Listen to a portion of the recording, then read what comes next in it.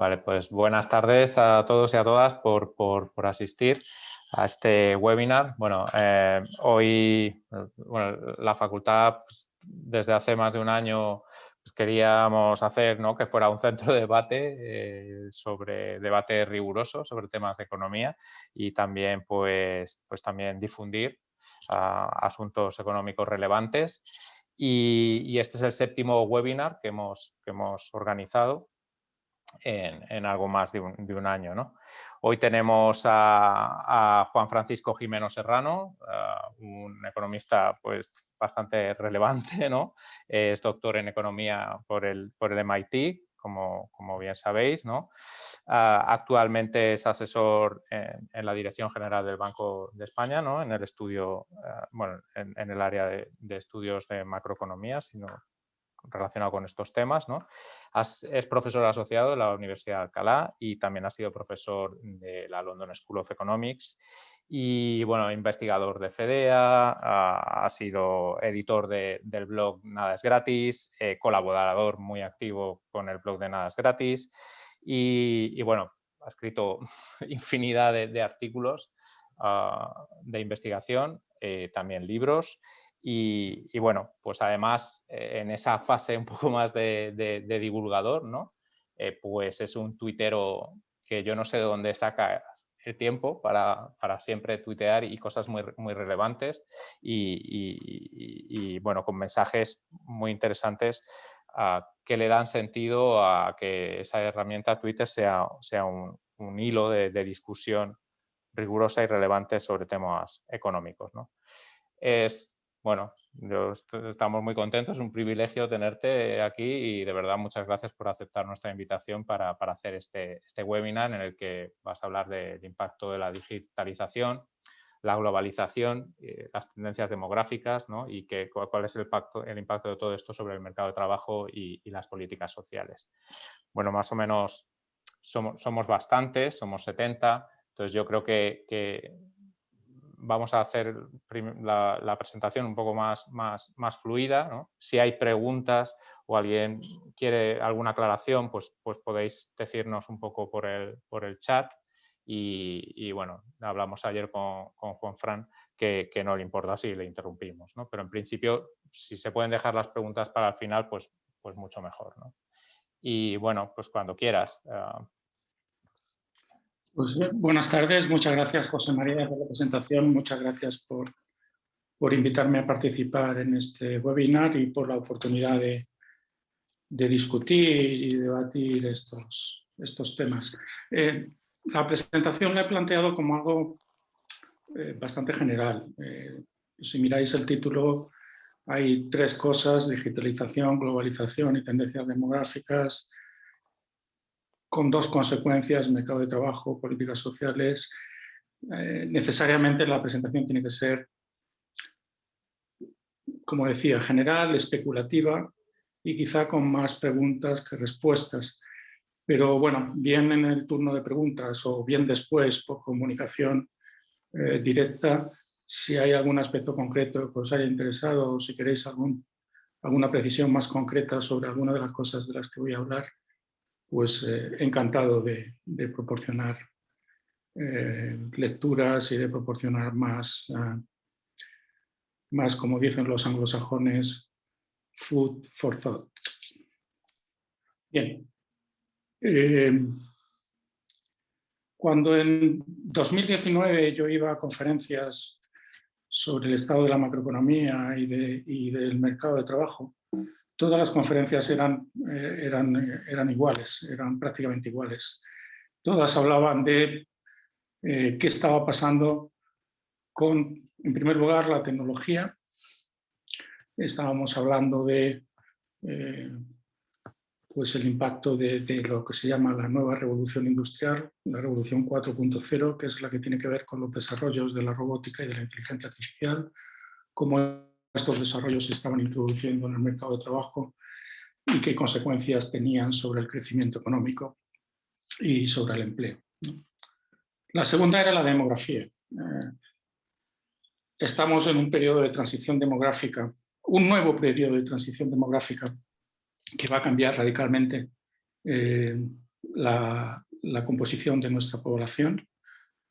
Vamos hacia países con menos poblaciones en edad de trabajar, con un tamaño de la población en edad de trabajar disminuyendo y con una población en edad de trabajar envejecida y con un mayor peso de la población mayor y que por tanto no participa en el mercado de trabajo. Y de nuevo la pregunta era, bueno, esta tendencia demográfica, ¿qué consecuencias tiene para el funcionamiento del mercado de trabajo y para el crecimiento económico? Y luego pues, estaba el tema de siempre, la globalización. En realidad, cuando hablamos de globalización, es algo parecido a la tendencia tecnológica. Los desarrollos que se producen en globalización están impulsados por los cambios tecnológicos y la globalización y el comercio internacional y lo que vemos en el intercambio de bienes y servicios entre países, como veremos después, no es más que una consecuencia de los cambios tecnológicos, ¿no? Pero bueno, en cualquier caso, estos eran los tres temas que se estaban discutiendo en el 2019. Luego vino el maldito virus y ahora la pregunta es, bueno, ¿qué va a pasar después de la crisis del COVID-19 y en qué medida esa crisis va a cambiar estas tendencias y el impacto de estas tendencias sobre el mercado de trabajo y las políticas sociales?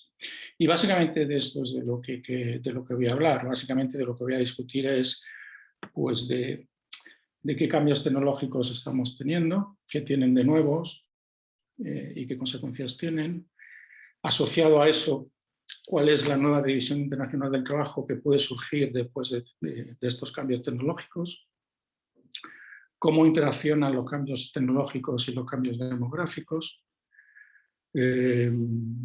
Esto veremos es interesante porque al final lo que importa es cuánto somos capaces de producir, da igual si lo producimos con trabajo o si lo producimos con máquinas, pero esa interacción en cuánto producimos con trabajo y cuánto producimos con máquinas tiene consecuencias macroeconómicas muy importantes.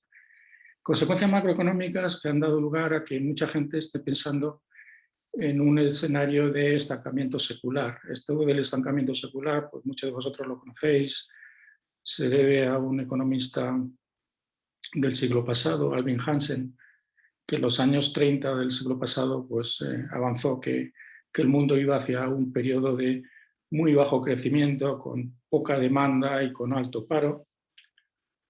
Claramente se equivocó, pero ahora lo que estamos observando se parece mucho a lo que él creía que iba a pasar en el siglo pasado, en los años 30, ¿no?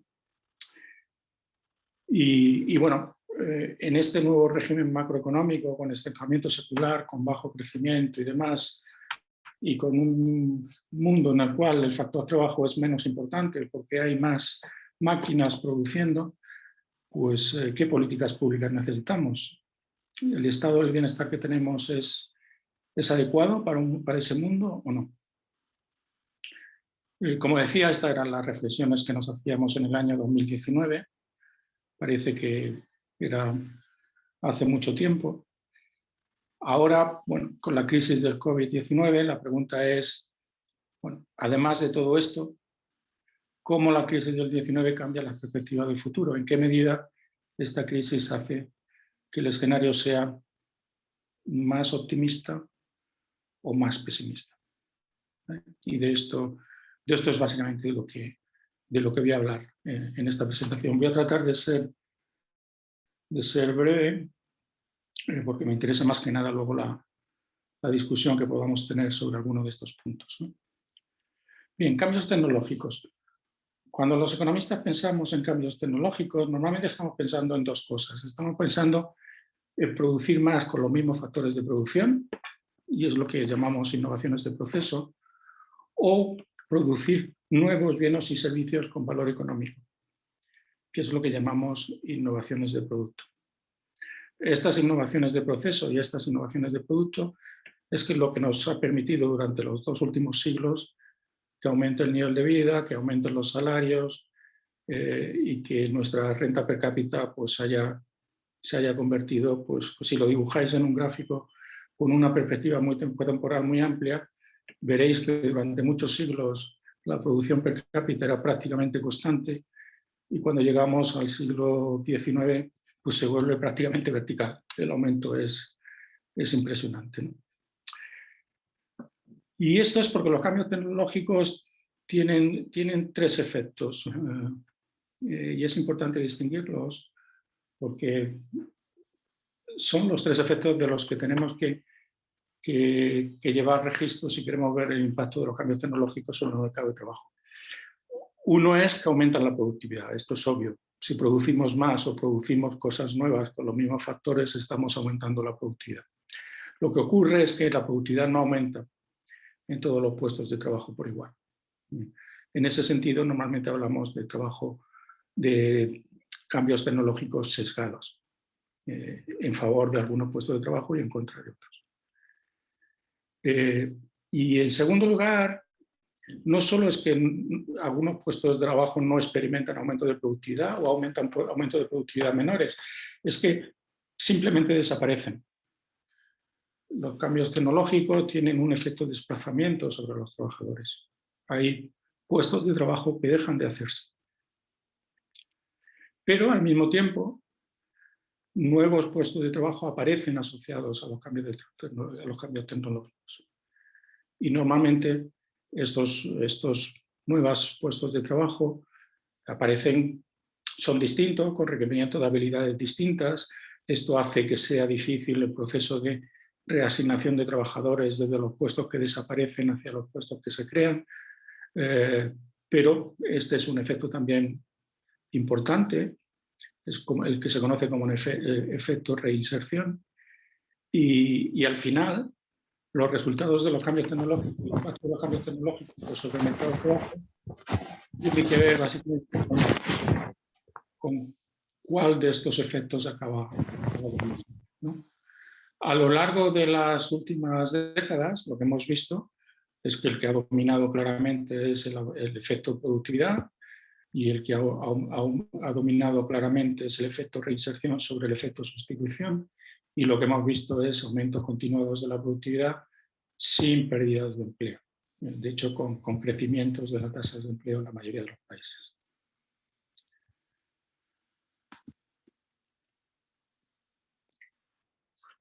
Bien,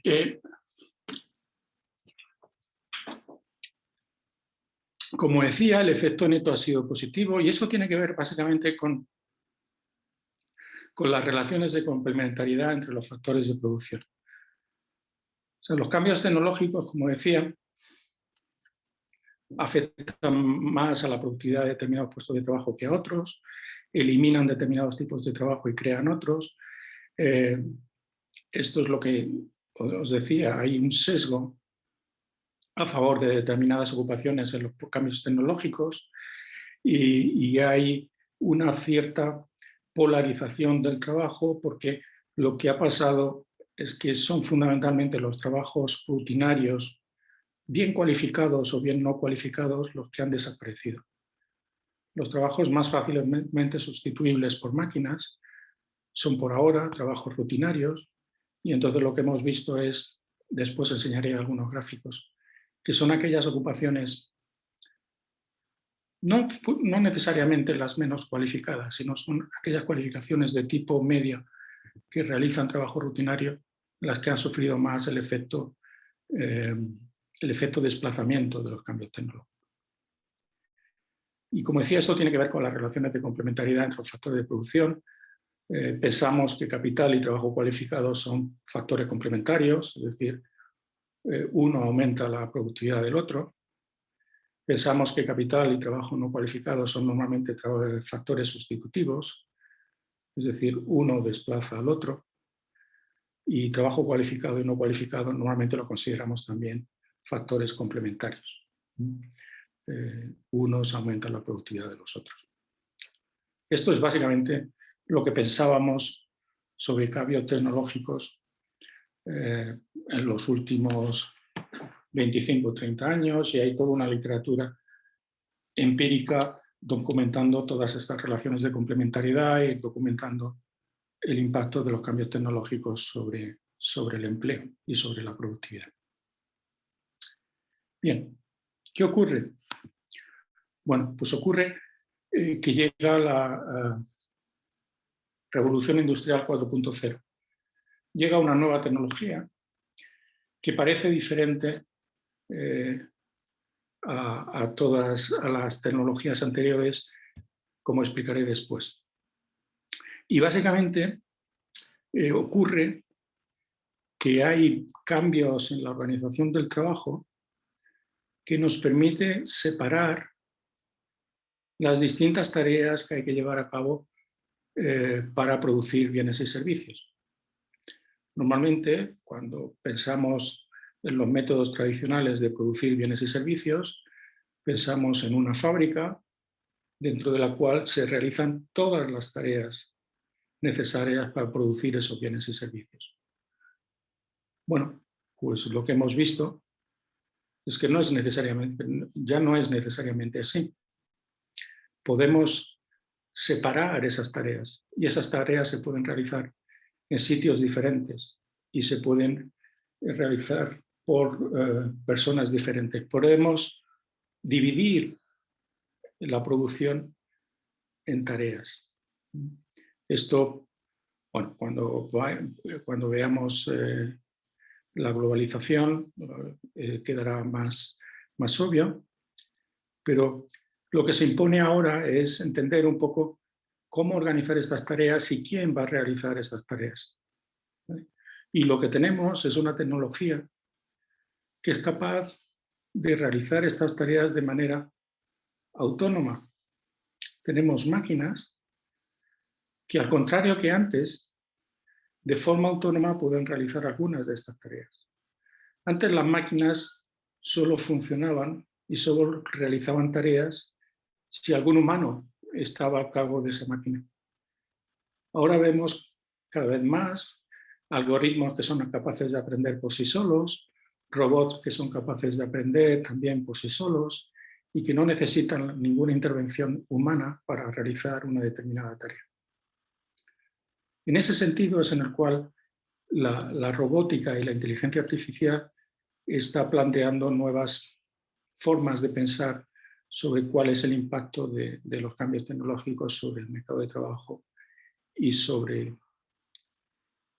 las políticas sociales. Y fijaos además que estas nuevas tecnologías no solo es que cambian la forma de organizar el trabajo, es que incluso cambian también la manera en la cual el trabajo se aplica a la producción.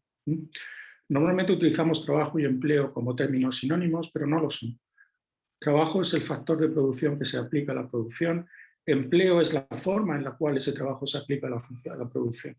Y aquí hay muchos tipos de empleo: empleo asalariado, empleo autónomo, empleo independiente, empleo con contratos temporales, empleo con contratos a 0 horas, etcétera, etcétera, ¿no? Incluso empleo sin contrato. Y esto, con los nuevos cambios tecnológicos, cada vez lo estamos viendo más. No es solo que los cambios tecnológicos estén cambiando la demanda de trabajo y su composición, sino que también están cambiando las distintas formas en que ese trabajo se aplica a la producción, están cambiando las distintas formas de empleo, ¿no? Toda esta discusión sobre la gig economy, la uberización, los riders y todo esto tiene que ver con esto, ¿no? Con la posibilidad de que estos cambios tecnológicos cada vez nos permiten aplicar el factor trabajo a la producción de manera diferente. Bien, como decía, es esto lo que a alguna gente le ha motivado a pensar en que quizá estamos ante un tipo de cambio tecnológico diferente. No es ya el cambio tecnológico que aumenta la productividad de los factores, como siempre habíamos pensado sobre los cambios tecnológicos, sino que estamos ante robots y ante algoritmos que pueden producir sin necesidad de intervención humana. Lo que significa que vamos hacia métodos de producción en la cual el peso del trabajo humano puede ser cada vez menor. Bueno, Mi interpretación de por qué está pasando esto pues tiene que ver con la digitalización, con las tecnologías de la información y de la comunicación, y con que una vez que conseguimos convertir casi todo en información, pues ¿qué es lo que hace la digitalización? Convertir casi todo en información, pues convertir esa información en conocimiento y en procedimientos que realicen tareas de producción, pues era el paso natural siguiente. Y eso es lo que han estado haciendo los tecnólogos y los inventores.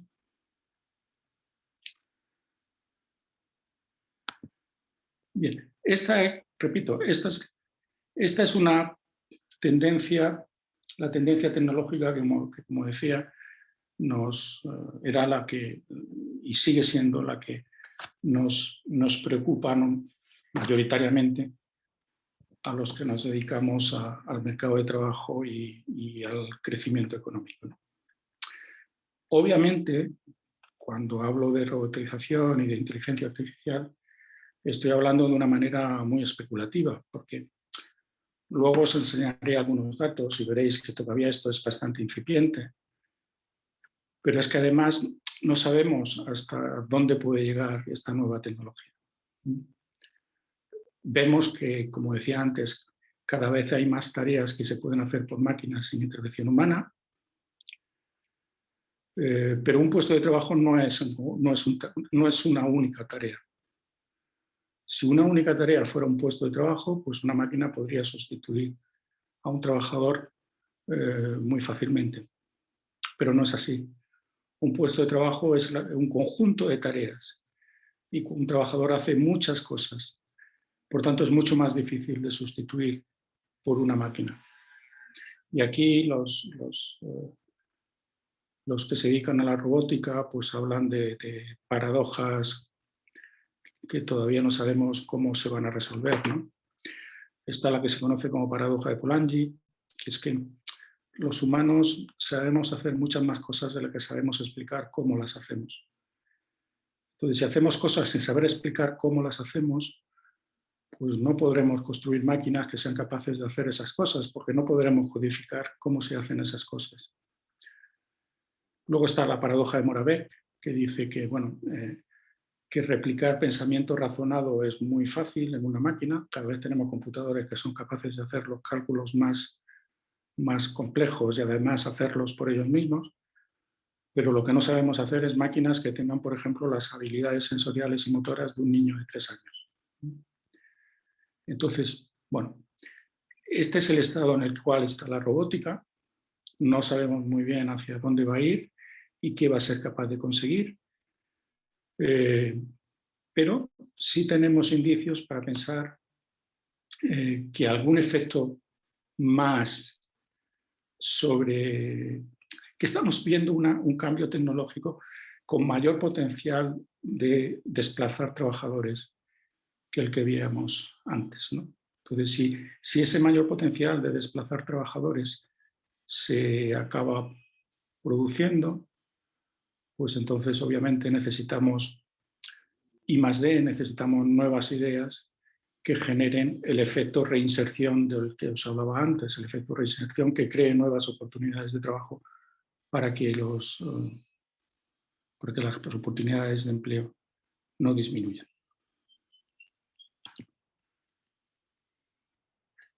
Bien, y esto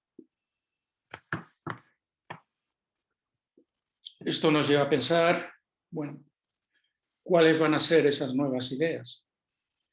¿Qué va a pasar con la I+D o qué tendría que pasar con la I+D para que el impacto de los nuevos cambios tecnológicos sobre el mercado de trabajo no fueran tan negativos? Bueno, pues básicamente tendría que ocurrir que hubieran nuevas innovaciones de producto, nuevas ideas, nuevos bienes y servicios con valor económico que se produzcan con mano de obra, no con máquinas, y necesitamos más I+D. Lo que ocurre es que aquí hay dos elementos importantes que tenemos que tener en cuenta. Una es que si invertimos en máquinas, invertimos en robots, pues no vamos a invertir en la I+D que va a generar esas nuevas ideas. Hay una restricción agregada y es que tenemos unos recursos para invertir, entonces o los ponemos en un sitio o los ponemos en otro. Si los ponemos en un sitio vamos a automatizar y vamos a conseguir que la productividad crezca muy deprisa, pero no vamos a tener nuevas ideas, no vamos a tener innovaciones de producto. Y en segundo lugar, esto significa que si no vamos a tener innovaciones de producto, en el futuro no vamos a tener tareas para automatizar.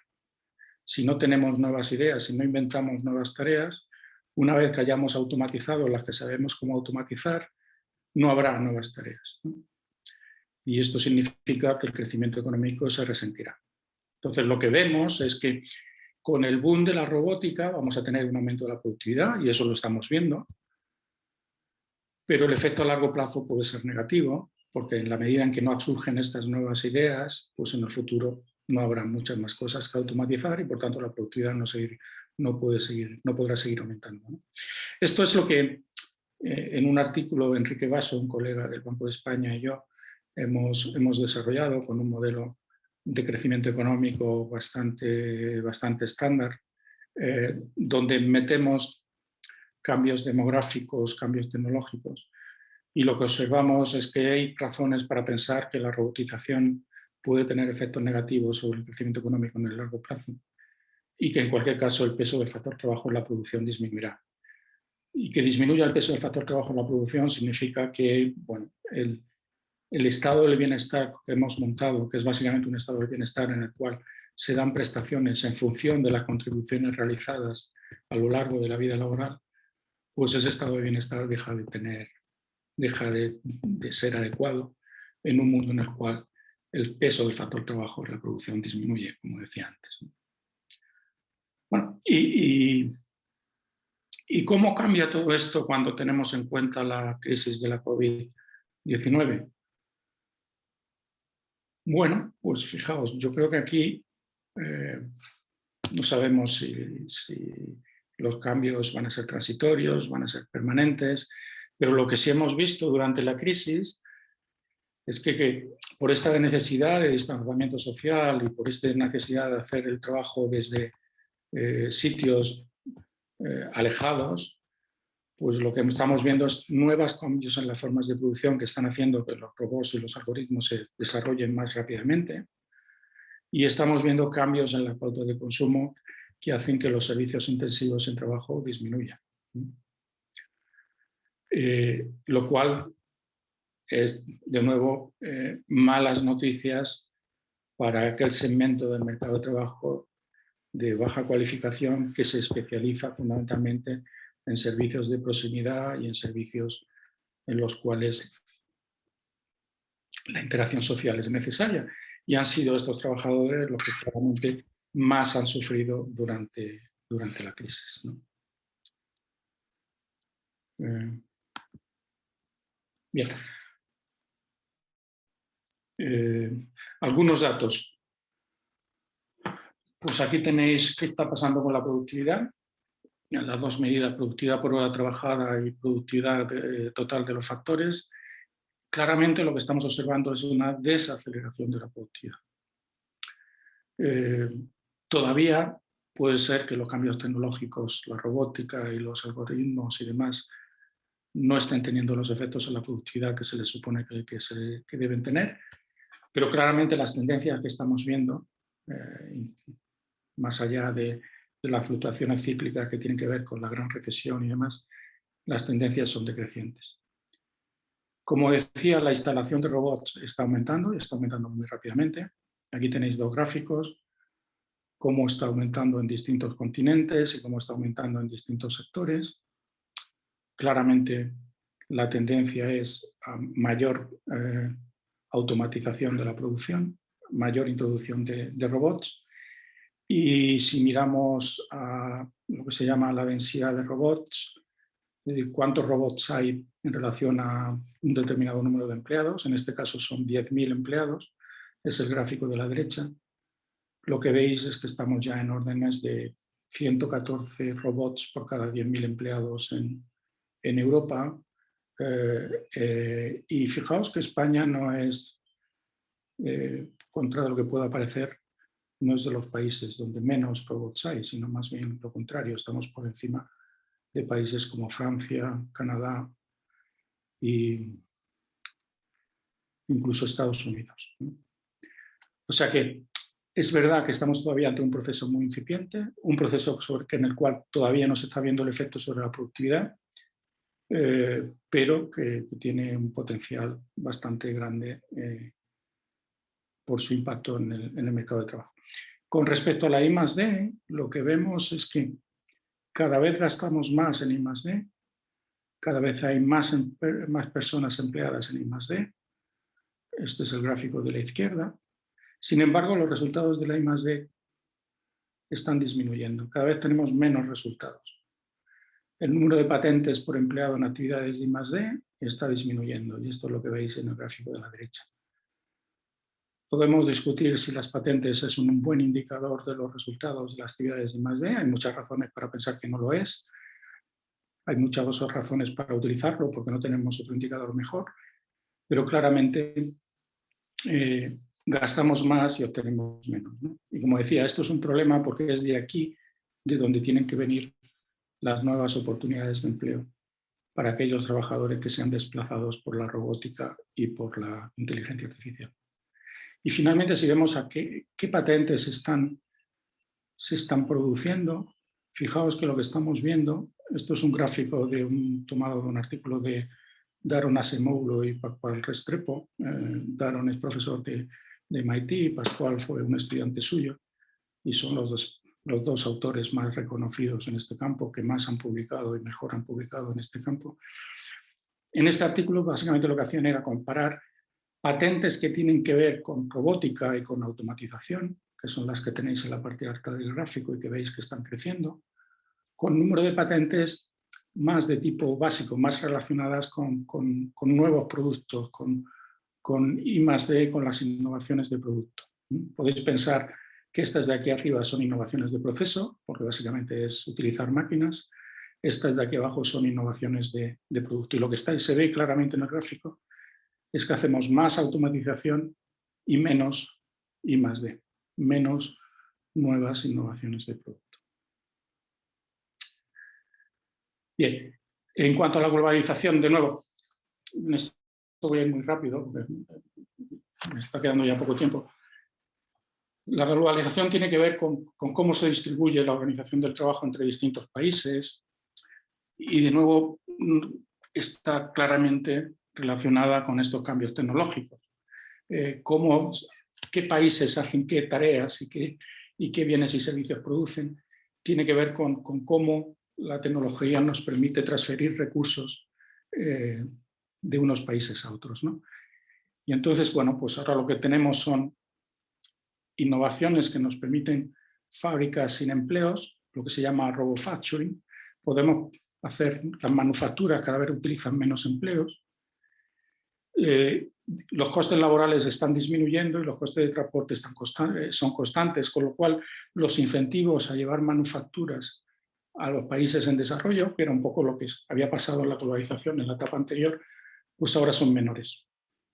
Sin embargo, son los servicios comercializables internacionalmente, la digitalización, la inteligencia artificial, los que ahora se están globalizando. ¿Vale? Para estos servicios, los costes de transporte están disminuyendo, porque podemos hacerlos a través de Internet, podemos hacerlo con tecnologías que antes no teníamos, y los costes laborales son constantes o crecientes, lo cual son estos servicios los que están haciendo, los que se están llevando ahora a países en vías de desarrollo, ¿no? Y entonces, bueno, aquí tengo un cuadro. A ver. Tomado de un libro de Richard Baldwin, que es muy interesante, cuenta muy bien cómo la globalización y la robótica interaccionan, de cómo se está produciendo la globalización y cómo las tres grandes olas de globalización se han producido a lo largo de los últimos siglos, ¿no? Entonces, en el siglo XVIII y principios del XIX, pues lo que vemos es que pasamos de la granja a las fábricas, gracias a, pues eso, la máquina de vapor y la automatización del siglo XVIII. Y esto hace que los costes de transporte disminuyan mucho, y al disminuir los costes de transporte, la globalización básicamente es más intercambios de bienes y servicios. Es más fácil llevar bienes y servicios de un sitio a otro. La segunda ola es el paso de la factoría a la oficina, la digitalización, la computarización, que es la ola que hemos tenido en los últimos años, y esto básicamente significaba que era más fácil llevar las factorías a los países en vías de desarrollo, porque allí era más barato producir, porque tenían coste de mano de obra más barata, y porque llevando las factorías allí, bueno, pues como decía, se podían separar tareas y se podían producir los bienes y servicios, ¿no? Entonces, más que intercambio de bienes y servicios, era intercambio de tareas. Y ahora vamos hacia un mundo en el cual el intercambio va a ser de servicios. Lo que vamos a ver es que ahora son los servicios los que se pueden intercambiar más fácilmente con las nuevas tecnologías, y lo que vamos a ver es servicios que se desplazan hacia los países en desarrollo, y solo determinados servicios que no se pueden desplazar porque están asociados a las administraciones públicas o porque requieren una cierta proximidad física, son los que se van a quedar en los países desarrollados. ¿Esto cómo cambia con la COVID? Bueno, pues probablemente con las nuevas tecnologías de presencia virtual y con la posibilidad de robots controlados a distancia, va a ser mucho más fácil transferir servicios del trabajo entre países. Entonces, posiblemente vamos a ver una mayor separación de tareas y vamos a ver un mayor desplazamiento de servicios del trabajo hacia países en vías de desarrollo. Por otra parte, estamos observando ya tendencias a la desglobalización y, como decía antes, ya no hay tantas ventajas en producir bienes y servicios en los países en vías de desarrollo. El comercio de bienes de manufacturas probablemente decaiga por estos cambios tecnológicos y por la crisis de la COVID-19. Finalmente, cambios demográficos. A ver si en 5 minutos os cuento básicamente lo que está pasando, pero básicamente lo que está pasando lo conocéis muy bien. Básicamente lo que tenemos es que estamos en un mundo donde la natalidad está disminuyendo, y está disminuyendo en todos los continentes, no es solo una cosa de países países avanzados. La esperanza de vida está aumentando también, y está aumentando en todos los continentes, no solo en los países avanzados. Y la jubilación pues está aumentando en menor medida, ¿vale? Con la COVID-19 pues tenemos un aumento transitorio de la mortalidad, concentrado en edades avanzadas.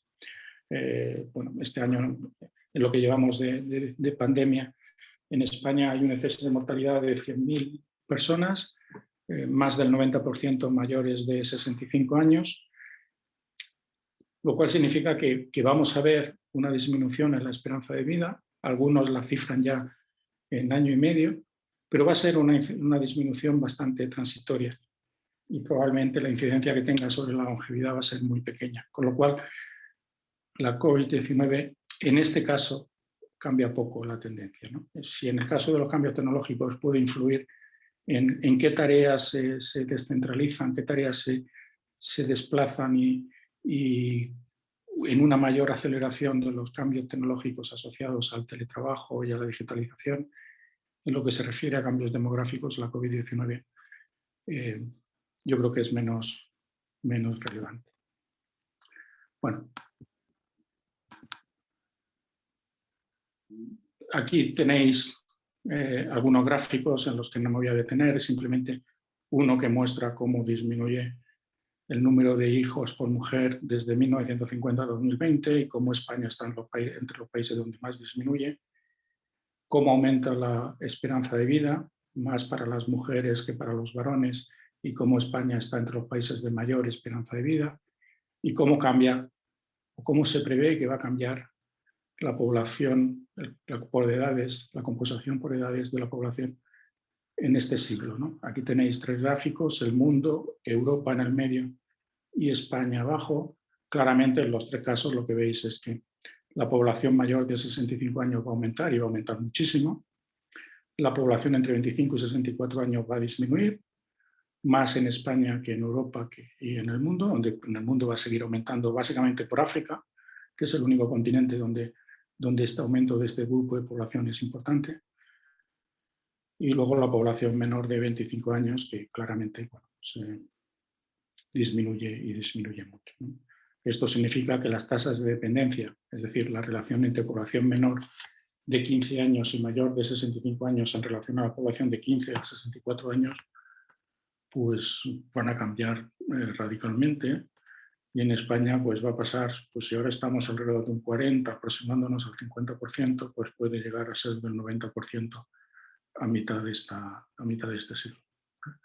Esto es importante por dos razones. Una, porque cambia la población en edad de trabajar, el tamaño, no solo el tamaño, sino porque la población en edad de trabajar cada vez es más envejecida. Y en segundo lugar, cuando pensamos en políticas sociales, porque muchas de las políticas sociales que ahora tenemos, como decía antes, son de tipo contributivo, donde son los trabajadores y las transferencias intergeneracionales las que financian el gasto, ¿no? Bueno, pues esto que hasta ahora era posible en un mundo donde la población en edad de trabajar era mayoritaria y era productiva, pues puede dejar de serlo en un mundo en el cual pues, las tasas de dependencia sean como estas, ¿no? En definitiva, entramos en una nueva era, en una revolución industrial, donde la población en edad de trabajar será cada vez más pequeña y más envejecida. Esto significa que al haber menos trabajadores y menos productivos, habrá más incentivos a la automatización, y esto significa que habrá un boom, un impulso adicional a la robotización y a la introducción de procedimientos de producción automatizados. Y al mismo tiempo, en la medida en que hay trabajadores más viejos, tendremos menos innovación y menos emprendimiento.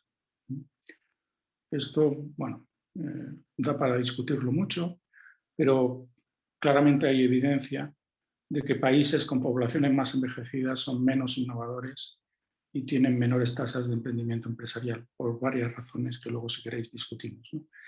Entonces, más automatización, menos I+D, pues configuran un mercado de trabajo, como os decía antes, poco favorable a que el peso del factor trabajo se mantenga en los niveles actuales, ¿no? ¿Cuánto de esto está pasando ya? Bueno, pues como os decía, que se está produciendo una polarización del empleo y de ocupaciones es evidente. Aquí estoy utilizando un trabajo de Raquel Sebastián que se publicó en la revista Series en 2018, que es bastante interesante y expresa muy bien lo que está pasando en España. Aquí lo que tenéis es un gráfico de las distintas ocupaciones ordenadas por el salario en el eje de las CISAs y por cuánto es su participación en el empleo en el eje de ordenada. Y entonces lo que estáis viendo es una relación en forma de U, donde son las ocupaciones de mayor salario y de menor salario las que más peso en el empleo ganan y las intermedias las que disminuyen. Aquí tenéis otra manera de verlo. De nuevo, participación en el empleo en el eje de ordenadas, salario en el 2002 ordenado en el eje de las CISAs, son las menos, los de salarios más bajos. Estos normalmente son trabajadores no cualificados que prestan servicios personales que todavía no pueden ser sustituidos por robots. Y estos de aquí arriba son trabajadores muy cualificados que realizan tareas que tampoco pueden ser todavía sustituidas por robots, ¿no? Pues estos son los que están teniendo mayor participación en el empleo. Los de en medio pues están perdiendo peso en el empleo. Y esto es lo que está ocurriendo de nuevo. Aquí tenéis también otra forma de verlo. Esto es ya en términos relativos, ¿no? Para que la suma sea cero. En definitiva, estamos estamos en una situación en la cual tenemos un mercado de trabajo amenazado por estos cambios tecnológicos, con bajo crecimiento de la productividad, porque todavía estos cambios tecnológicos no se están traduciendo en crecimiento de la productividad. Tenemos una situación demográfica donde no crecemos porque la población en edad de trabajar está disminuyendo, el dividendo demográfico está desapareciendo. Tenemos restricciones en la política fiscal y monetaria para reactivar y estabilizar la economía, porque venimos de una gran recesión en los años 2008-2012 que elevó mucho la deuda pública y hizo que la política monetaria tuviera que reducir mucho los tipos de interés hasta niveles que no pueden seguir disminuyendo. Y tenemos la crisis de la COVID, que va a hacer que, primero, los cambios tecnológicos se aceleren, que disminuyan los servicios personales donde el trabajo no cualificado tiene un mayor peso y que introduce nuevas restricciones para la política monetaria y fiscal. Este es el escenario macroeconómico. Como veis, no es nada positivo. ¿Qué pasa? ¿Cuál debería ser las respuestas de las políticas sociales? Bueno, pues como os decía, si estos cambios tecnológicos se acaban materializando tal como yo lo he contado, que repito, puede que no, no sabemos muy bien hacia dónde nos va a llevar la robótica y la inteligencia artificial, pero si se acaban materializando de la manera en que yo os he contado, pues estamos en un mundo en el cual el peso del trabajo en la producción de bienes y servicios disminuye, y disminuye mucho. Y en un mundo en el cual las transferencias intergeneracionales entre población joven y población mayor, que es como se han ido financiando la mayor parte de las políticas contributivas y las políticas sociales en el pasado, pues tienen menos poder porque hay menos gente con capacidad de proporcionar esas transferencias, ¿no? Esto hace que el estado del bienestar que teníamos, un estado del bienestar basado en prestaciones contributivas, pues cada vez sea más difícil de sostener. Y toda la discusión sobre la reforma del sistema de pensiones tiene que ver básicamente con esto. Y, por tanto, hace más necesarias, si las prestaciones contributivas no son suficientes y no se van a poder sostener, pues hay que darle más peso a las prestaciones universales o asistenciales, es decir, aquellas prestaciones que todos recibimos por el mero hecho de ser ciudadanos, no por lo que hemos trabajado o no hemos trabajado. Y el caso extremo de esto es el modelo de renta básica universal, que muchos proponen como solución a todos nuestros problemas sociales. Básicamente hoy es inasumible porque un modelo de renta básica universal que cumpla con las tres características, que sea renta, que sea básica y que sea universal, tiene un coste muy elevado, un coste muy superior a lo que ahora podemos permitirnos. Y, por tanto, yo creo que la tendencia va a ser hacia el aumento de las transferencias, de las prestaciones universales y asistenciales, sin acercarnos todavía al modelo de renta básica universal. Y claramente tenemos que repensar las políticas de empleo y cómo, si las oportunidades de empleo para los trabajadores van a cambiar por los cambios tecnológicos, de nuevo, de la manera que yo os he contado, que repito, puede que no sea así, pero si lo van a hacer así, claramente las políticas de empleo que nos estamos dando son bastante ineficientes, ¿no? Y aquí el pilar social europeo y las políticas europeas dejan mucho que desear, y yo creo que por el aumento de las transferencias universales y asistenciales de las que os hablaba antes y por las necesidades de implementación de políticas de empleo eficientes, cada vez vamos a necesitar cuentas individuales con transferencias directas a los trabajadores de las que ahora no tenemos, ¿no? Y con esto termino. Lamento que me he extendido 10 minutos o 5 minutos más de lo que tenía, pero bueno, espero que no os haya aburrido mucho, y cualquier pregunta que tengáis, cualquier intervención, pues a vuestra disposición. Muchas gracias, Juanfran. No, aburridos nunca. Muy interesante, y yo creo que el tema da para mucho debate. Bueno, creo que podemos probar a utilizar el debate de voz y ver cómo funciona. Hay bastante gente conectada, pero lo podemos intentar. Podéis levantar la mano o si queréis también podéis usar el chat para pedir la palabra y os iremos dando pie a preguntas. Creo que hay una pregunta ya, veo alguna mano levantada de Rafael Crespi. Si queréis poder empezar, puedes empezar tú, Rafael. Y el resto, Hola, ¿qué tal? si quieren escribir preguntas por el chat, también es posible. ¿Vale? Se me oye, ¿no? Sí. Bien. No, bueno, Juan Francisco, a mí lo que más me ha chocado de tu intervención ha sido esa idea o esa, digamos, como predicción de el menor o de la poca relevancia que se espera al menos de la I+D o de esa innovación, llámale, de producto, ¿no? Esa idea de que todo se vaya a los procesos a mejorar y que como allí se genere como un hueco que no permita ese desplazamiento de un modelo a otro donde haya un efecto más sustitución, ¿no? Esa parte es la parte que más, o sea, que se me hace más difícil entender, porque uno piensa que al final, no sé, tampoco... Igual es un tema de distinguir en qué estamos pensando cuando hablas de I+D y otro tipo de innovaciones, ¿no? Pero a mí es la parte que más difícil se me ha hecho, digamos, entender, porque al final tenemos los individuos, las empresas, hay incentivos muy fuertes a innovar, aunque solo sea para estar en un mercado competitivo, etcétera, etcétera, ¿no? Entonces, esa es la parte que veo más o sea, que se me hace más difícil entenderlo. Si puedes explicar un poco más ahí cuál es el fundamento.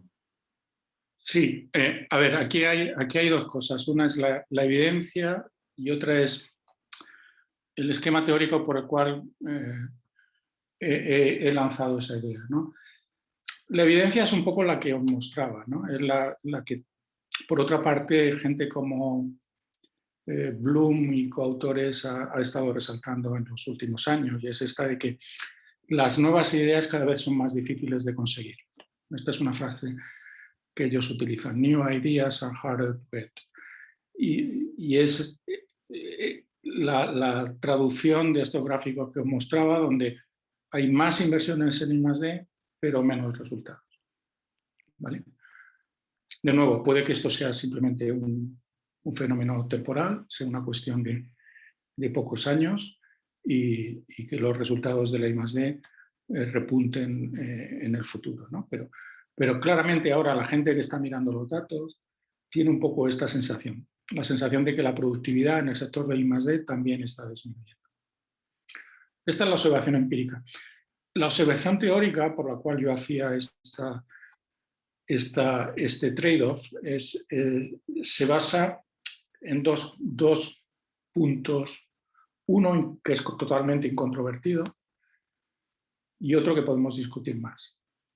El que me parece que es totalmente incontrovertido es la idea de que si tenemos unos recursos para invertir en I+D,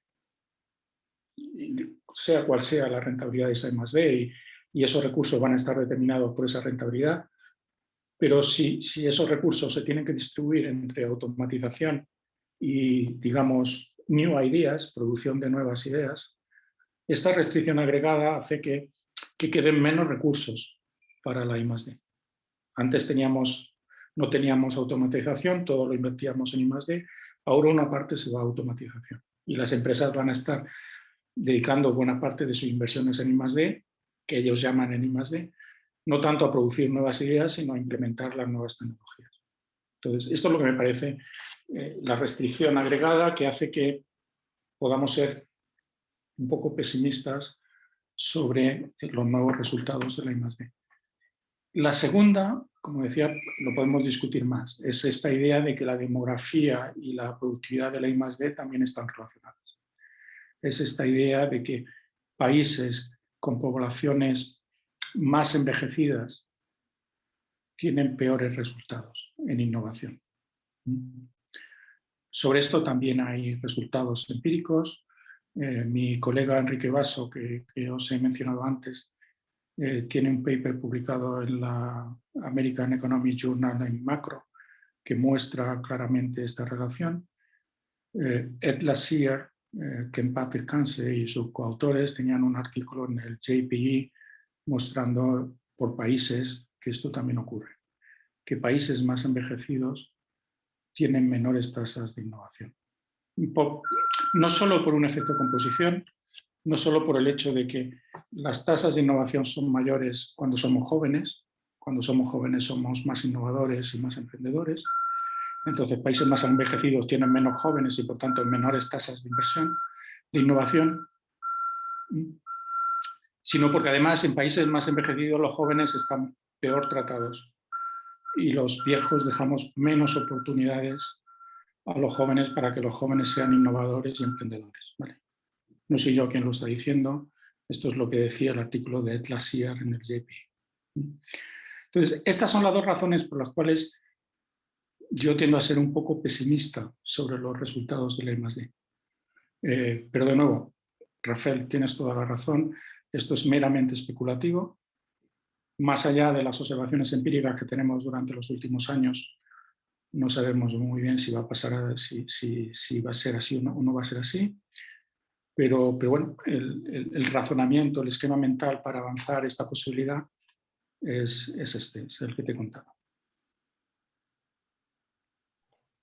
Vale, muy bien, Juanfran. Hay dos preguntas ya apuntadas por el chat también. Recordad que si no veis la mano para levantar podéis pedir palabra por el chat. Y hay una de Aleix y luego Ferran. Y ahora Gonzalo Lozano veo que ha levantado la mano. Así que si queréis empezamos por Aleix, después Ferran y después Gonzalo. Perfecto, gracias. Creo bastante relacionado con lo que estabais hablando ahora. A veces se ha puesto encima de la mesa, ¿no?, la posibilidad, la política de poner impuestos a los robots, ¿no? Un poco a veces el argumento ha sido para financiar los déficits de la seguridad social, ¿no?, para pagar las pensiones, etcétera. Pero un poco encajándolo con lo que tú estás comentando, ¿no?, de decir, hay demasiada, si lo entiendo bien un poco, demasiada inversión en procesos, demasiada innovación, demasiada inversión en innovaciones de proceso en robots y demasiada poca. ¿Tú crees que esto sería una buena lógica para, bueno, esto, para poner impuestos a los robots, más allá de luego lo que hagas con el dinero, ¿no? Te reducirá los incentivos a invertir en este tipo de robots e invertir más tal vez en otras innovaciones de producto? Claro, creo que uno de los problemas a veces es definir qué es un robot, ¿no? Es decir, qué tipo de, ¿no?, a qué le estás poniendo impuestos, ¿no?, etcétera. Pero bueno, me gustaría saber un poco tu opinión.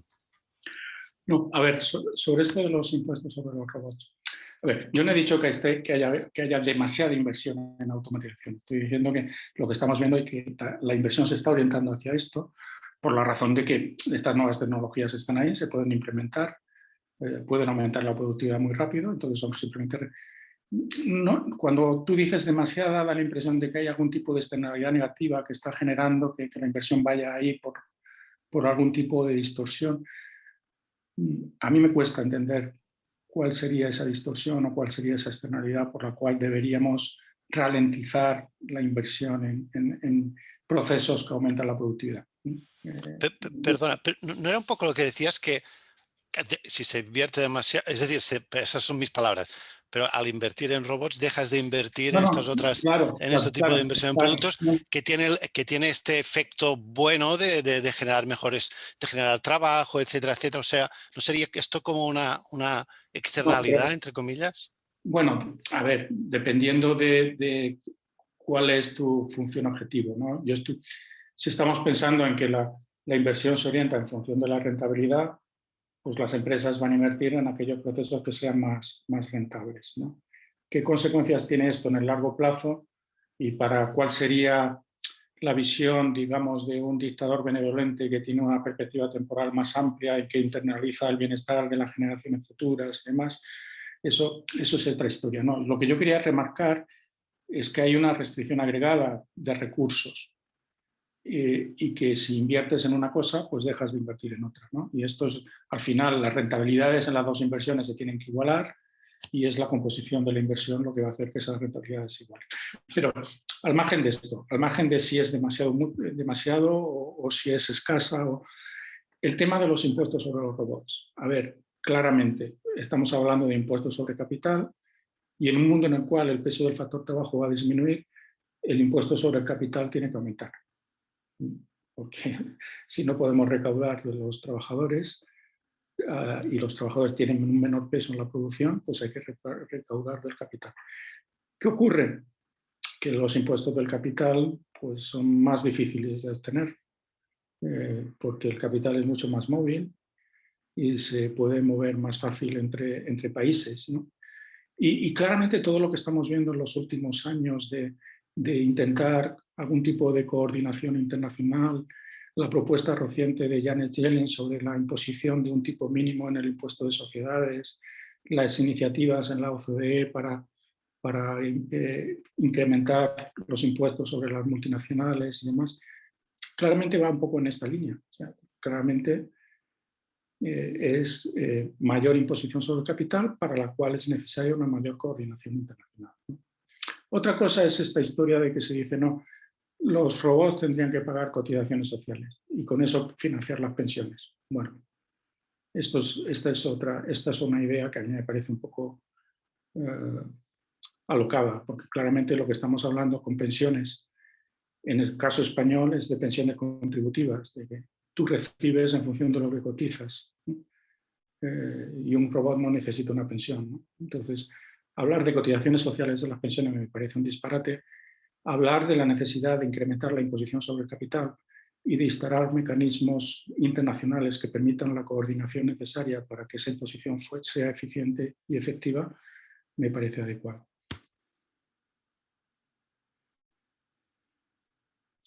Muy bien. Otra discusión es ¿deberíamos ralentizar? Era la segunda parte de tu pregunta. ¿Deberíamos ralentizar la automatización? ¿Deberíamos poner trabas a la robotización y al uso de la inteligencia artificial porque pensamos que tiene efectos negativos y deberíamos de alguna manera pilotar ese proceso?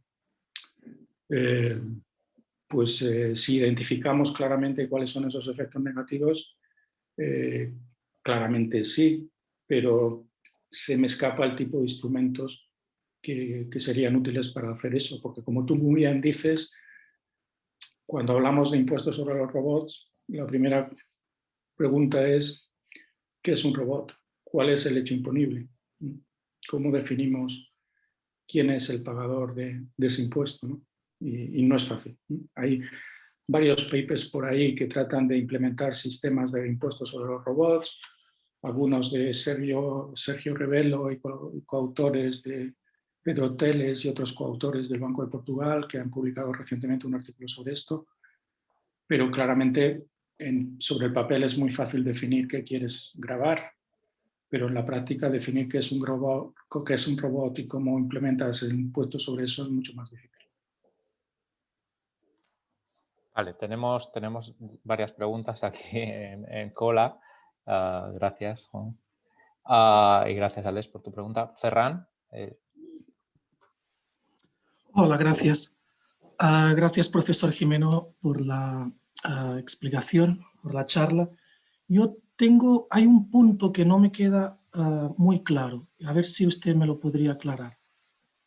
Miren, por un lado, parecería que la robotización y la industrialización 4.0 parecería, según nos explica usted, que va a conllevar un paro tecnológico, ¿no? Pues parecería que las máquinas sustituyen plenamente a los trabajadores. Ya no tenemos un labor augmenting technical change, sino que tenemos uno que es enteramente labor saving, ¿no? Lo sustituye enteramente. Esto es lo que hacen los robots. Y por tanto, parecería que un paro tecnológico y que se dispararía la productividad a unos niveles estratosféricos. Deberíamos ver un cambio muy significativo antes de la robótica, después de la robótica. Esto es lo que apuntan, pero pasa un poco como le pasaba a Solow en sus trabajos, ¿no? Que decía, cito en inglés, "We see the computer age everywhere except in the productivity statistics." Vemos la era de los ordenadores en todas partes, menos en los indicadores de productividad. Aquí nos vuelve a pasar un poco lo mismo. Nos parece que la robotización, automatizar, etcétera, va a incrementar enormemente la productividad, pero como usted nos ha enseñado hace muy poco, lo que vemos es que la productividad decae en relación a los años de la edad dorada del capitalismo, ¿no? Años 60, 70, y sigue cayendo. Además, parecería que la automatización ha eliminado muchos trabajos de golpe y porrazo, ¿no? Tenemos robots, ahora podemos sustituir.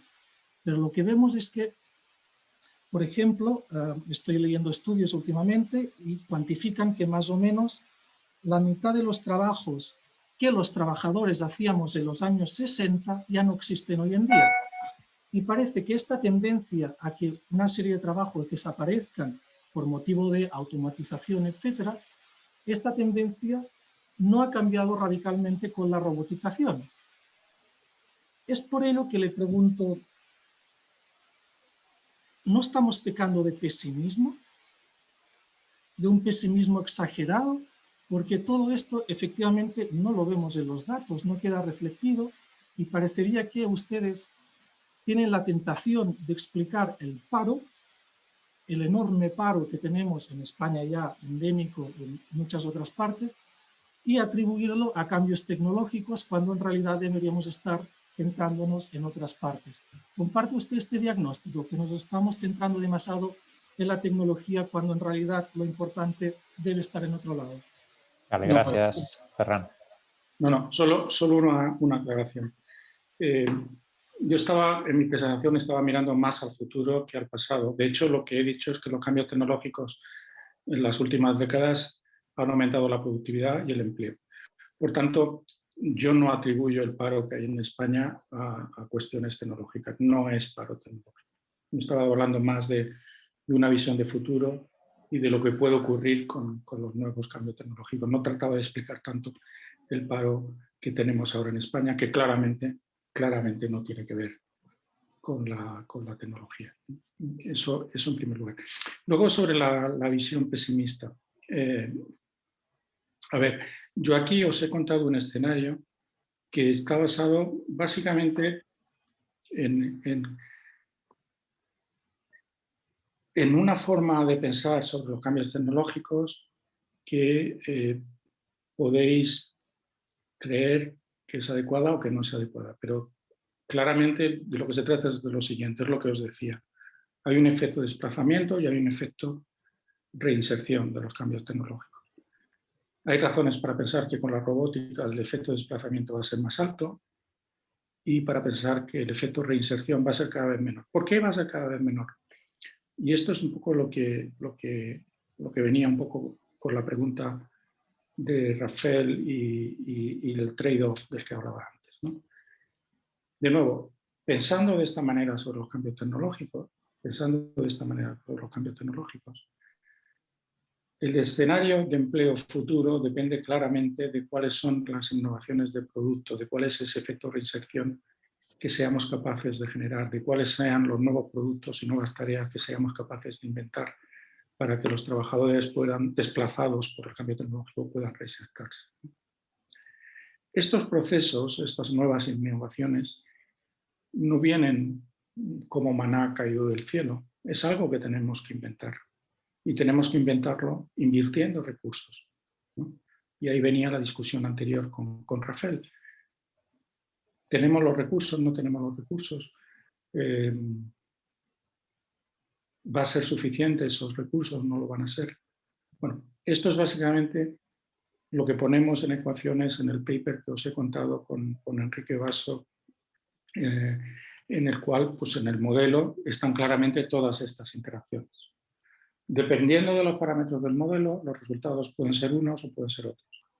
Con los parámetros más plausibles, que a nosotros nos parecen más apropiados, lo que nosotros vemos es que el efecto de la automatización es un aumento muy rápido de la productividad, que todavía no estamos viendo, pero que probablemente veamos pronto, un aumento muy rápido de la productividad y luego una disminución. ¿Por qué luego una disminución? Pues porque la automatización tiene un límite. La automatización, una vez que ya automatizas tareas, si no inventas nuevas tareas, no puedes seguir automatizando. Hay una relación de subsidiariedad entre automatización e innovación. Mejor dicho, al revés, entre innovación y automatización. Primero tiene que venir la innovación, tienes que inventar el producto y la tarea y luego viene la automatización. ¿vale? Entonces, la automatización al principio es fabulosa, es muy buena para los trabajadores, porque aumenta mucho la productividad, los trabajadores pueden desplazarse a nuevos puestos de trabajo más productivos y al principio el impacto es positivo y eso es lo que vemos en nuestro modelo. Más a largo plazo, si la I+D se resiente, si no hay nuevas innovaciones de producto, entonces es cuando la productividad disminuye. Entonces, el escenario pesimista no es tanto por el impacto de la automatización en la productividad, que pueda ser mayor o menor, que yo creo que va a ser muy alto y lo veremos pronto, sino más bien por la incapacidad de generar nuevas innovaciones de producto. Si pensamos que no, si pensamos que vamos a seguir capaces de inventar nuevas tareas y que vamos a seguir siendo capaces de inventar nuevos productos con valor, productos, bienes y servicios con valor económico, entonces el escenario es mucho más optimista. Pero el origen del pesimismo es ese, no es... Muchas gracias, Juan. Tenemos una pregunta de Gonzalo Lozano y luego hay una mano levantada de Javier Capó. Os pido en la medida de lo posible, ya llevamos bastante tiempo, concreción en las preguntas si podéis. Gracias. Gonzalo, espera, no tienes el micro. Ahora. Ahí.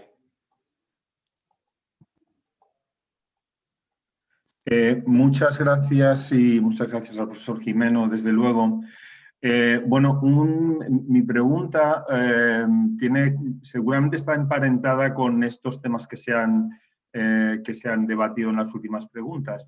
Y es que me da la sensación de que a lo mejor aquí, aunque el planteamiento me parece interesante,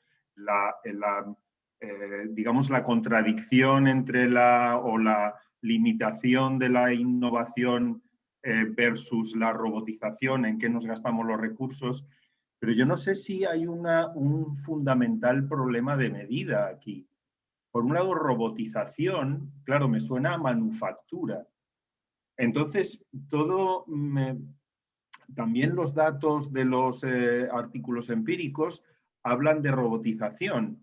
Y entonces, ¿hasta qué punto no estamos midiendo una muy pequeña parte de la economía, que es la manufactura? Porque mi impresión es que, claro, y esto un poco en relación a lo que decía Rafael Crespí,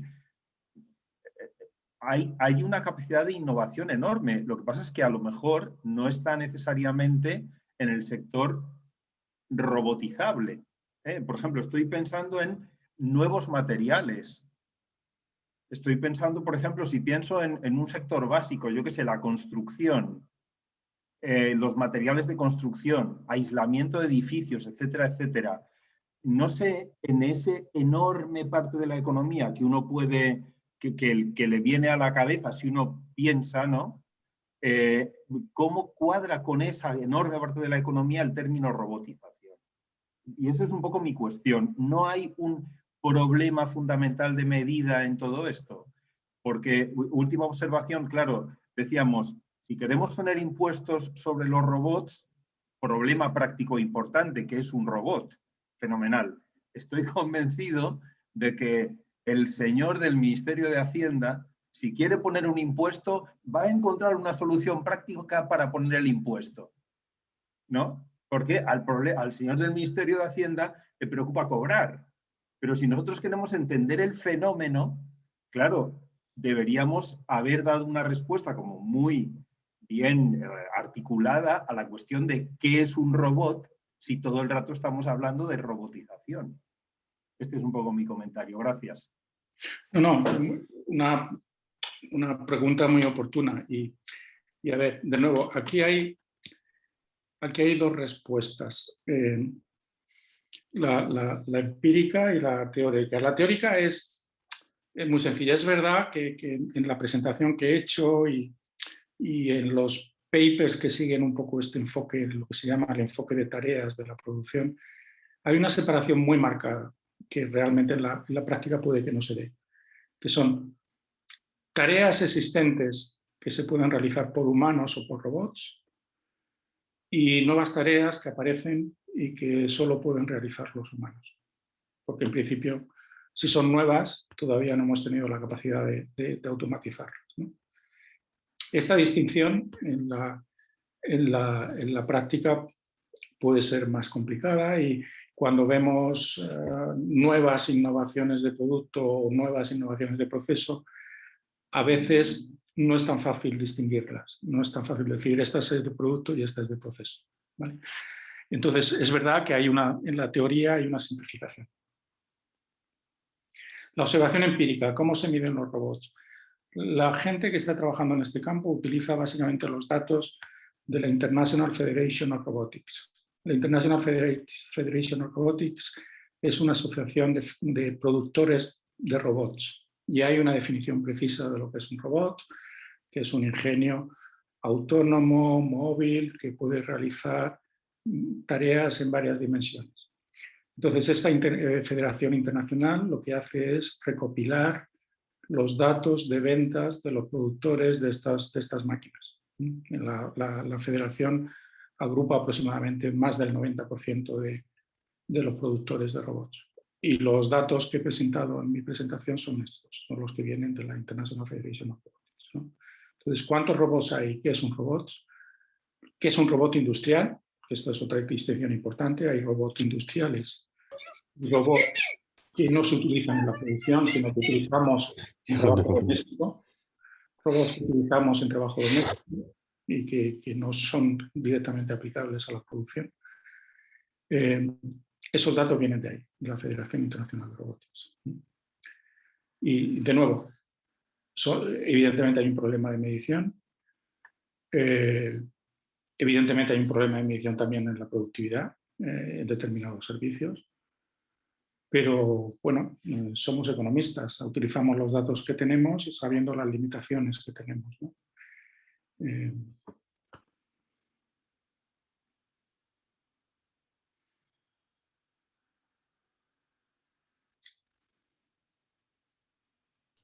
Pepe, no se te escucha.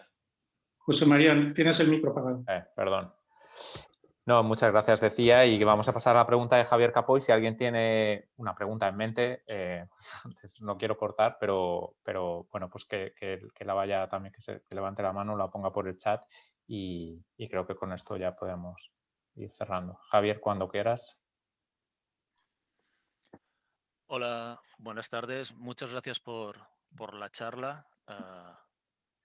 Yo quería hablar de un tema bueno, que ha salido mucho al final, es un poco las implicaciones de todos estos cambios. Básicamente la importancia que toma la distribución dentro de esas definición de economía de Robbins. La distribución era uno de los temas que estaba como menos tratado o trabajábamos menos en economía. La distribución, si el capital va a asumir un protagonismo prácticamente absoluto en la generación del output, implica que si el trabajo es mucho menor, habría un problema de redistribución importante. También el aumento de la productividad tan brutal que ha anunciado, pues generaría también unas grandes diferencias incluso en la retribución dentro del propio trabajo, hacia trabajadores que mantengan su empleo y estén asociados a ese cambio, especialmente en el sector de inteligencia artificial. Entonces, ¿cómo se ve todo ese tema? ¿Cómo se puede percibir en una sociedad el vivir de transferencias? Donde ahora, por ejemplo, hay una percepción social, incluso ya desde una perspectiva ideológica, de como que por parte de algunos de que las transferencias o de la renta básica es como caridad. Lógicamente en ese escenario no sería eso. Sí. Luego también la importancia de la distribución de la renta, porque claro, todo este cambio se produce por el lado de la oferta, pero lógicamente si las personas mayoritariamente reciben su renta del trabajo y ese trabajo va a tender a desaparecer, lógicamente para que haya consumo debe haber renta hacia las personas. Eso implica una importancia brutal de la redistribución. Luego, sí, es un tema que ya se ha tratado, simplemente lo de la innovación del producto. En revoluciones industriales anteriores aparecían nuevos productos, básicamente el desarrollo del sector servicios y sobre todo del ocio. Está por ver si ahora podría aparecer algo ahí. Lógicamente todos estos estudios son a muy largo plazo y son muy tentativos, es un poco economía ficción, aunque lógicamente no lo entienda como un sentido peyorativo, todo está muy sustentado en la evidencia empírica disponible, pero estamos hablando de que no sabemos, de cosas que no sabemos exactamente dónde van a ir, y bueno, y lógicamente, aunque el escenario no es el mejor, no creo que sea pesimista. Un madridista de pro como usted, con la semana que llevamos, estoy convencido de que no es nada pesimista. Eso es todo. Muchas gracias. Bueno, yo de naturaleza soy pesimista. Te confieso que anoche, hasta el minuto 90, no estaba tranquilo. O sea, de naturaleza. Pero aparte de eso, no, yo creo que haces una pregunta sobre distribución que es muy, muy, muy, muy relevante, ¿no? Y es claramente la desigualdad está aumentando y ha aumentado todavía más como consecuencia de la COVID-19. Y el peso del factor trabajo está disminuyendo.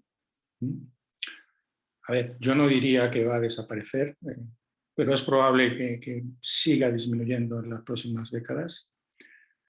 Que la desigualdad aumente y el peso del factor del trabajo disminuya tiene una consecuencia también vía demanda, como tú decías. Una de las causas que mucha gente discute en relación con el estancamiento secular no es tanto el ahorro, que el ahorro hay mucho y poca inversión, sino también que hay una desigualdad de la renta que hace que la demanda agregada esté deprimida, porque los que tienen propensión marginal a consumir más alta no tienen renta y los que tienen renta tienen una propensión marginal a consumir más baja. Todo eso nos obliga a repensar un poco los mecanismos del estado del bienestar. Y como decía, yo creo que hay dos líneas en las cuales los tenemos que repensar. Una es lo que ahora se llama predistribución, es decir, políticas de empleo que mejoren la situación de los trabajadores en el mercado de trabajo, en un escenario en el cual el peso del trabajo disminuye, ¿no?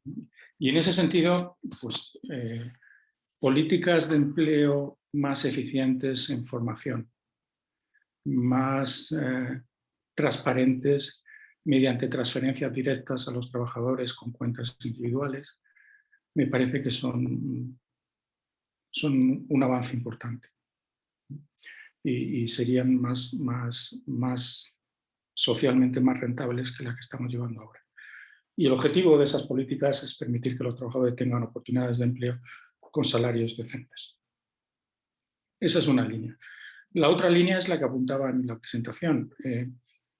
Necesitamos estados del bienestar más universales, más comprensivos. Es verdad que hay mucha gente que piensa que en estados universales donde la gente recibe una renta básica universal sin trabajar es una distopía y estamos en un mundo en el cual, bueno, no nos gustaría vivir porque al fin y al cabo el trabajo tiene un valor social y necesitamos trabajar. Pero claramente, sin llegar al extremo de la renta básica universal, necesitamos políticas más universales, ¿no? ¿Cómo implementarlas y qué consecuencias pueden tener? Bueno, pues habrá que irlo repensando. Ahora tenemos un experimento muy interesante. Ahora, por ejemplo, en Estados Unidos, durante la COVID-19 ha habido un programa de transferencias universal bastante importante. Estuvo el programa de Trump, que transfirió $1.200 a todos los ciudadanos estadounidenses, hasta mi hijo, que nació allí y que ahora reside aquí, recibió el cheque firmado por Trump. Después llegó el programa de Biden, donde de nuevo hay unas transferencias que algunos consideran que son excesivas, y hay promesa de una tercera transferencia. Entonces, estamos viendo transferencias masivas en Estados Unidos, Y al mismo tiempo que se está produciendo esta recuperación, estamos viendo escasez de trabajo no cualificado en determinados sectores. Entonces, mucha gente está asociando la escasez de trabajo durante la recuperación con los programas de transferencias de Trump y de Biden. Es un poco pronto y muy prematuro establecer esa asociación. Es pronto para ver cuáles han sido las consecuencias de esas transferencias directas, que yo creo que eran necesarias y que era la mejor forma de abordar el problema de la COVID-19 y que lamentablemente en España no se hicieron así. Es pronto para verlo, pero bueno, es un experimento interesante, y quizá dentro de unos meses podamos entender un poco mejor esto que tú decías, que cómo entender en este mundo las transferencias universales, si es una caridad, si es un pago por ser pobre, o cómo la gente percibe estas transferencias. En cualquier caso, ya para acabar, Keynes era optimista cuando en el mensaje hacia los nietos él celebraba un futuro de una sociedad más hedonista, con más tiempo libre y donde se hubiese que trabajar menos. Pero bueno, no sé si acertaba o no. Bueno, por ahora no acertaba. Desde luego, no le preocupaba mucho la desigualdad, ¿no? Porque cuando dijo lo de las 15 horas semanales de trabajo, no le preocupaba que para unos en lugar de 15 fueran 0 y para otros en lugar de 15 fueran 45, ¿no? Que es un poco el mundo al que vamos, ¿no?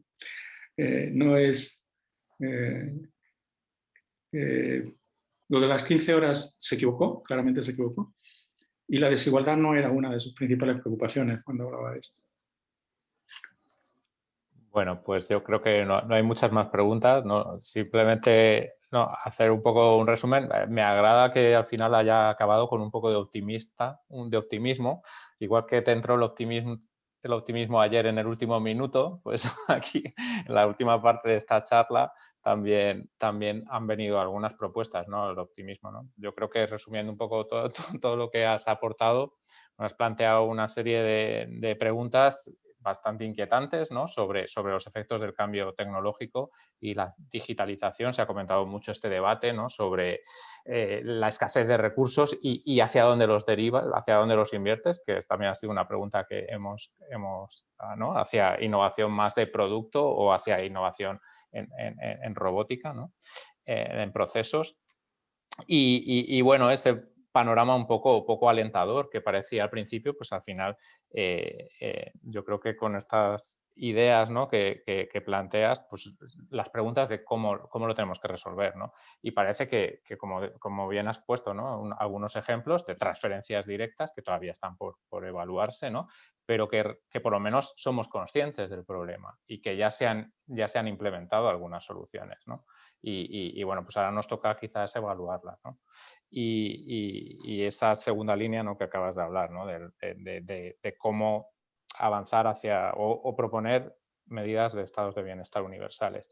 Y la otra, ¿no? pues lo que planteabas, ¿no? esas políticas de empleo más activas, ¿no? en formación, y que también hagan que eso que comentabas de esa población más envejecida y menos innovadora y menos emprendedora, pues quizás la formación es un vehículo esencial, ¿no? Y ahí a lo mejor las universidades también deberíamos interesarnos, ¿no? por cómo, qué podemos aportar en mejorar esa formación a toda esa fuerza laboral, ¿no? que está viéndose afectada por estos movimientos, ¿no? Bueno, no sé si ha sido un resumen muy global, pero... No, muy bien. Para mí ha sido muy placentero discutir con vosotros estos temas. Muchas gracias a todos los que se han conectado y repito, si alguien tiene alguna pregunta, se ha quedado con alguna duda o quiere más información o quiere discutir conmigo sobre un determinado tema, bueno, pues sabéis cómo encontrarme. O sea, ahora mismo, bien por email, bien por redes sociales o por donde queráis, estoy a vuestra disposición. Muchas gracias, Juan Francisco Gimeno Serrano. Ha sido un placer, un privilegio. Sé que hay estudiantes nuestros, creo que no sé si alguno ha hecho alguna pregunta, creo que no, pero bueno, también hago extensiva esa invitación a los estudiantes que te contacten. Sí, por supuesto. Bueno, muchísimas gracias por aceptar la invitación y también a Les por organizarlo y ha sido un placer. Muchas gracias a vosotros, igualmente. Bueno, pues Gracias, podemos hasta terminar luego. aquí. Adiós. Hasta luego. Adiós, gracias. Adiós.